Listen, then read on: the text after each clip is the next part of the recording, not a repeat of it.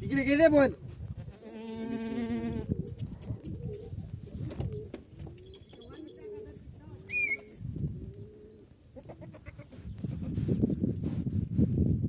चला इकडे घे. काय करू मग दूध काढायचंय. सुई ना काय राहत. ही बकरी सगळ्यात जास्त ताण देते दूध काढायला. तरी बी आता प्रयत्न करू आपण दूध काढायचा. ही रोज दूध सांडून देते, रोज लगे रेग्युलर हे. आणि दूध बी पिती मित्र.